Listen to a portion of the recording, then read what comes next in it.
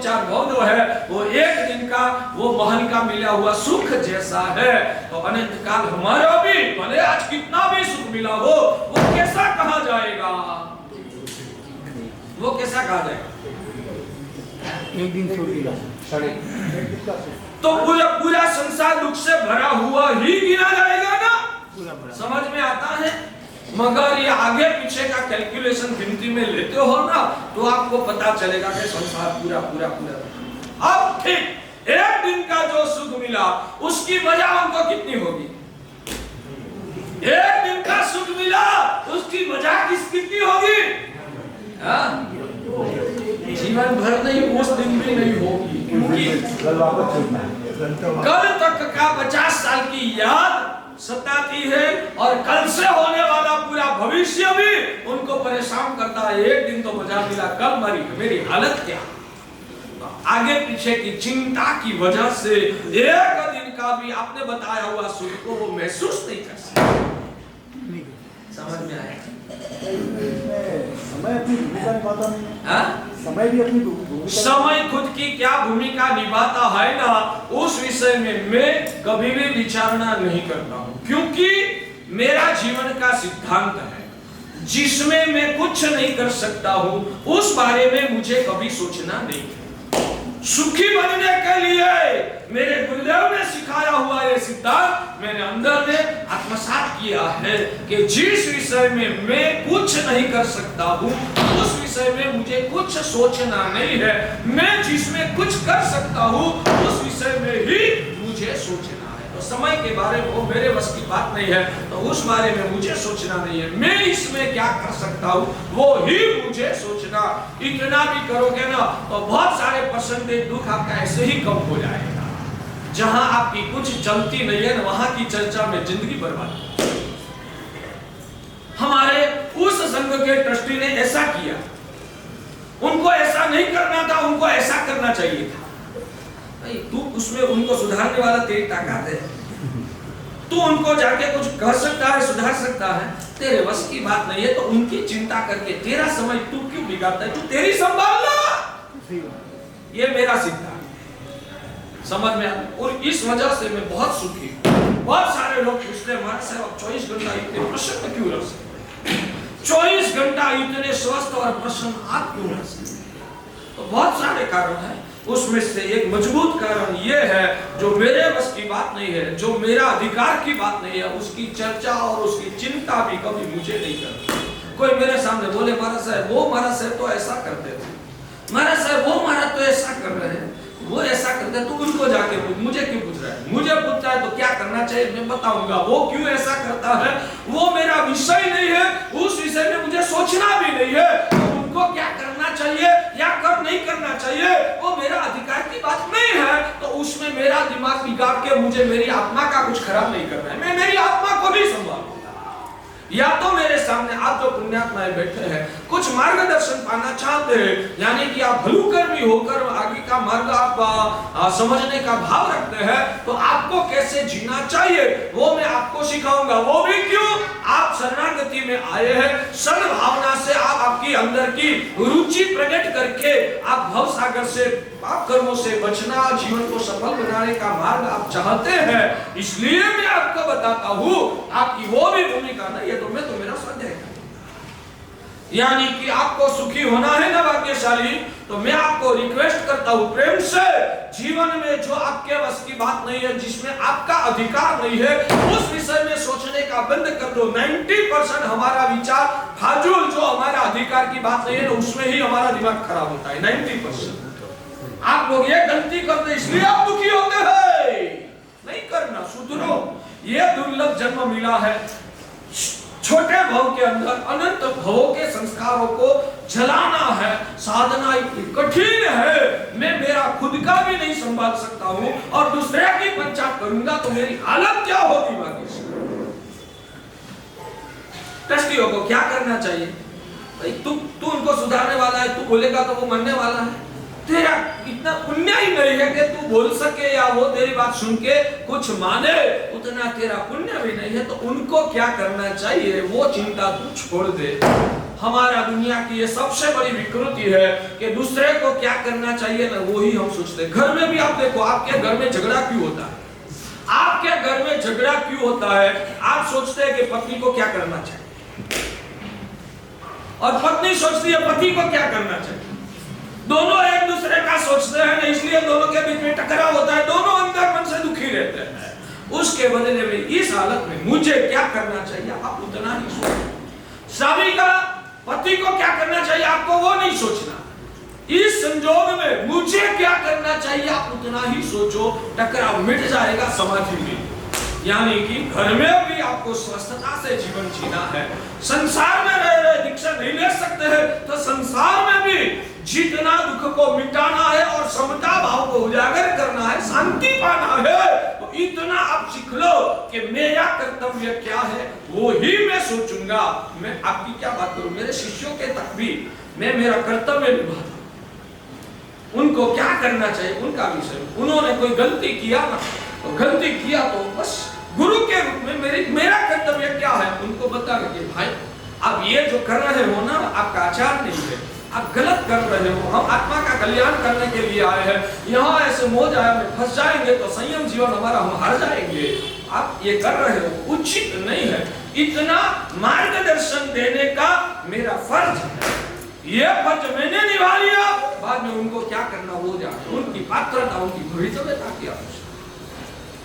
मैं मेरे शिष्यों के सामने ऐसा व्यवहार अभी हमारा कर्तव्य निभाना चाहिए। हाँ, कर्तव्य ही निभाना, अपेक्षा मत रखना। उनको क्या करना चाहिए वो मत सोचना। सिर्फ इस मौके पर मेरा कर्तव्य क्या है वो कर्तव्य मैंने निभा लिया, उसकी आत्मसंतुष्टि, मैंने मेरी फर्ज निभाया है, वो उनकी पात्रता का होता जो करे वो सही। कभी भी आपको संक्लेश नहीं हो। मेरे जीवन में मैं गौरव से कुमारी के कहता हूँ, ये गुरुदेव के अनुग्रह की वजह से उन्होंने ये सब सिखाया है, उनकी कृपा से जो मेरा जो जीवन का गढ़तर हुआ है, मैं शायद 95% में कभी भी चित्त में उदासीन नहीं होता। कभी ज्यादातर प्राय करके मेरे मन में संक्लेश लगभग नहीं होता। हाँ, 2-5% अनादिकाल का संस्कार मेरे में भी भरा हुआ है, अभी मैं वितराग दशा तक नहीं पहुंचा हूं, इसलिए कभी कभी शायद थोड़ा कुछ संक्लेश उदासीनता कभी शायद हो जाता होगा, मगर 95% में हमेशा हंसता है।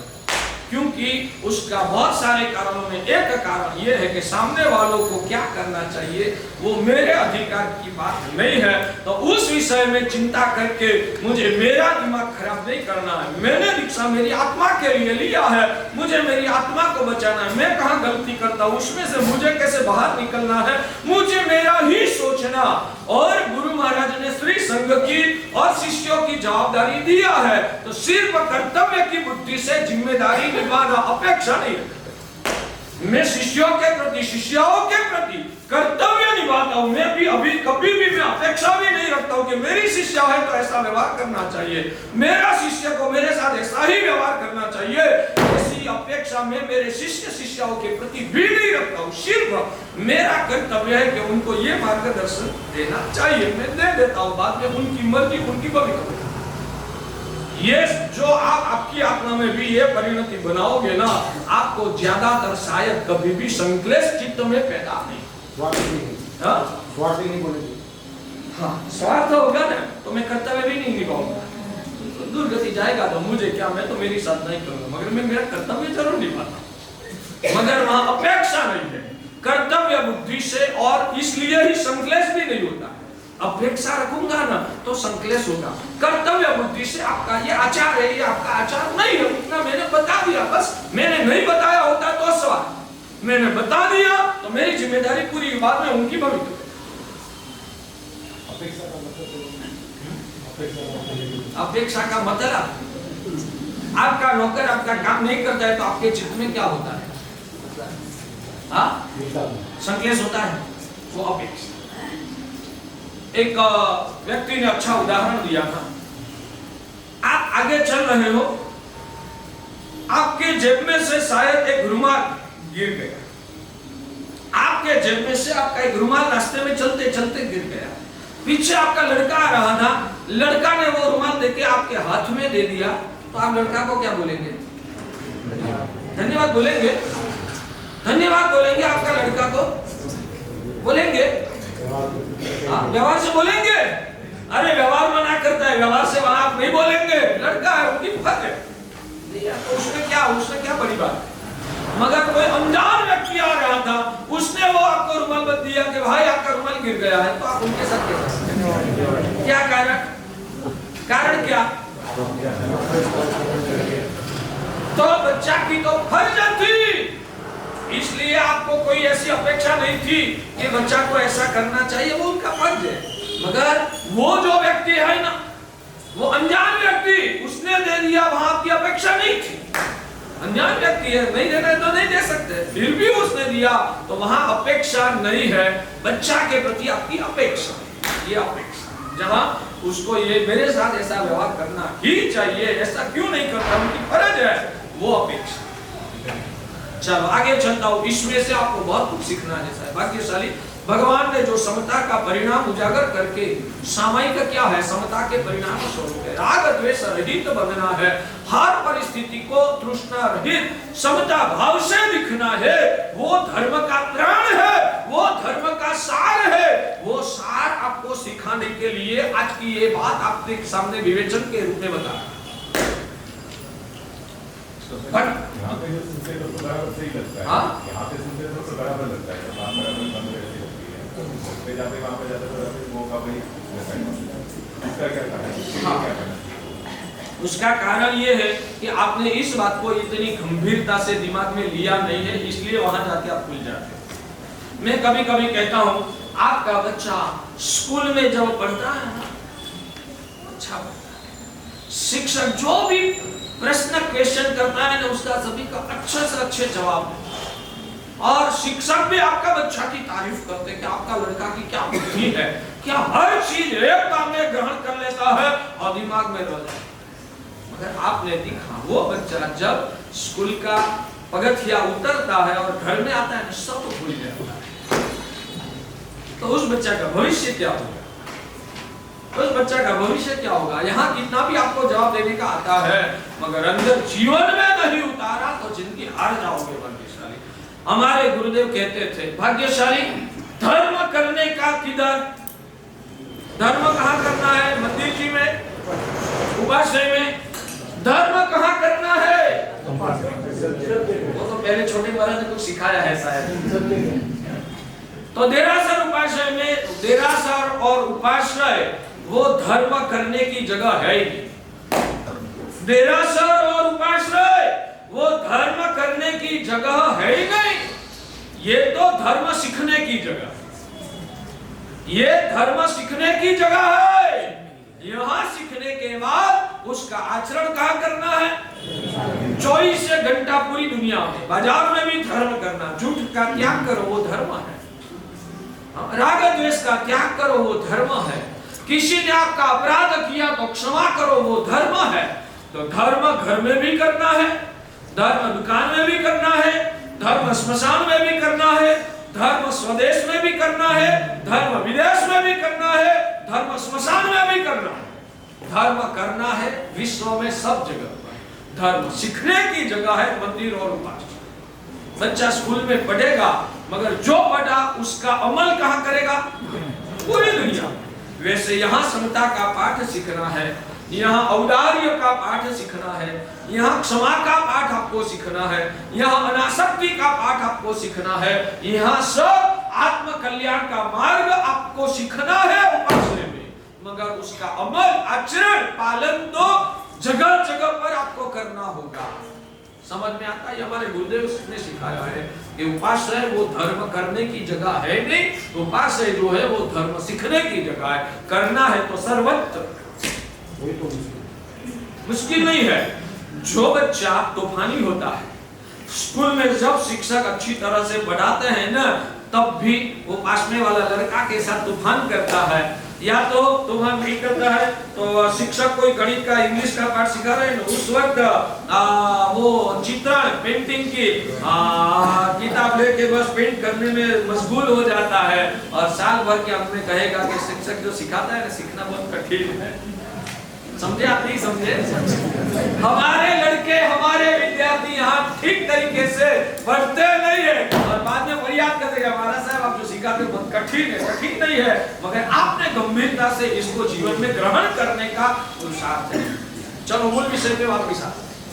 तो इस विश्व में अनंत जीवात्मा से बहुत कम जीवात्माओं को ही सुख मिला, वो भी परिमित काल के लिए ही मिला है। परिमित काल के लिए, पहले अनंत भवों में नहीं मिला है, शायद आगे अनंत भव में भी मिलने वाला नहीं है। बीच में वाला कोई 1 2 4 भव में शायद मिल गया तो वो एक दिन या तो 1 घंटे के तक महल का जो सुख मिला उस जैसी है, और उस सुख में भी वो मजा महसूस नहीं कर पाएगा क्योंकि पीछे की याद और आगे की चिंता, पीछे की याद और आगे की चिंता वो व्यक्ति का वर्तमान को बिगाड़। ऐसे ऐसे बहुत सारे सिद्धांत व्यवहारिक जीवन में भी उपयोगी आपको आएगा। ये पीछे की याद पीछे आगे की चिंता की बात फिर से जुड़ने से पहले आपको एक बार बता देता हूँ, जो अभी बताया मगर घूटना जरूरी है। जीवन में जहां मेरा पुण्य नहीं है, जहां मेरी पहुंच नहीं है, उन लोगों की, पराये लोगों की चिंता मुझे नहीं करना है। मेरा जितना कर्तव्य है, मेरा अधिकार है, मेरा जितना पुण्य है उतना ही मुझे सोचना। दूसरे का गलत कुछ सोच के मेरी आत्मा को मुझे बर्बाद करना नहीं है।